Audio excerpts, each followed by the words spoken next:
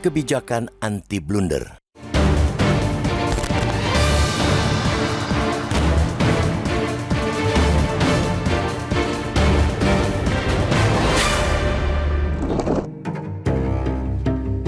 Masa libur Lebaran tahun ini bukan momen yang sepenuhnya menggembirakan. Kendati jumlah kecelakaan mudik menurun cukup signifikan bila dibandingkan dengan periode yang sama 2024, perekonomian nasional menghadapi tantangan yang berat. Perekonomian saat ini bisa dibilang memendam sisi gelap di dalam negeri, sekaligus menghadapi ancaman yang datang dari luar. Sisi gelap tersebut meliputi gelombang pemutusan hubungan kerja atau PHK yang masih berlanjut hingga membuat daya beli masyarakat melemah.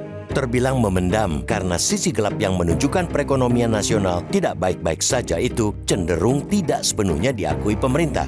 Dalam pandangan sejumlah pejabat, daya beli masyarakat tetap kuat. Padahal keterpurukan ekonomi masyarakat nyata terlihat antara lain dari menyusutnya jumlah pemudik tahun ini.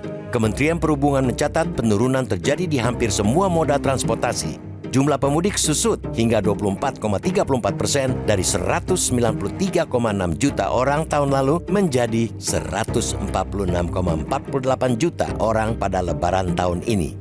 Alarm daya beli masyarakat yang lemah sesungguhnya hampir-hampir memekakkan telinga. Kini, tekanan bertambah lewat kebijakan tarif balas dendam pemerintahan Presiden Amerika Serikat Donald Trump. Bersamaan dengan puluhan negara lainnya, produk-produk asal Indonesia akan dikenai tarif tinggi untuk masuk ke pasar Amerika. Trump berdalih, negara-negara tersebut mengenakan tarif tinggi pula terhadap produk Amerika Serikat.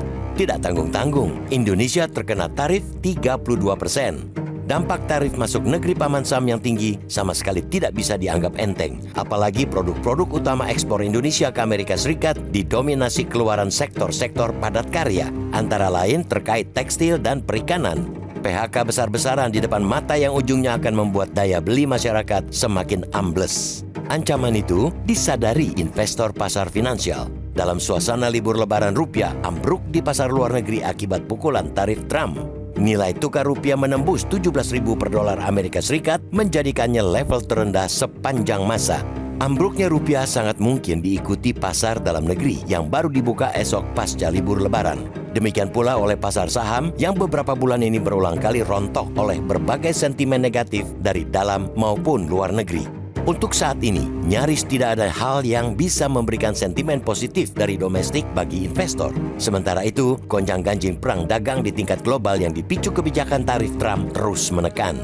Oleh karena itu, ketepatan langkah pemerintah dalam merespons keadaan sangat diperlukan untuk menumbuhkan optimisme guna meredam kemerosotan rupiah dan bursa saham. Indonesia sudah memutuskan menempuh jalan negosiasi dengan pemerintah Amerika Serikat dan itu didukung penuh kalangan pengusaha. Tinggal substansi negosiasi yang memerlukan perhitungan yang cermat agar tercapai kesepakatan yang saling menguntungkan. Cermat bukan berarti lambat. Vietnam yang dikenal tarif 46% dan India 26% sudah memulai negosiasi dengan tawaran yang tampaknya memuaskan Trump, namun tidak memukul perekonomian dalam negeri sendiri. Kecepatan melangkah menjadi krusial karena tarif baru itu mulai berlaku Rabu 9 April. Untuk mempertajam negosiasi, pemerintah mesti segera mengisi kursi Dubes RI untuk AS yang kosong sejak ditinggal Rosan Ruslani.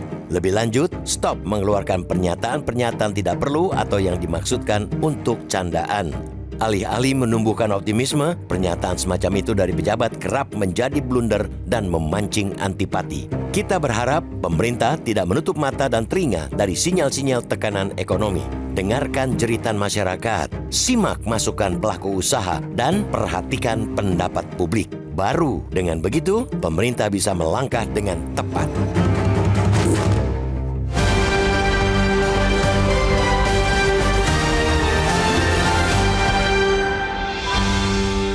Download Metro TV Extend sekarang.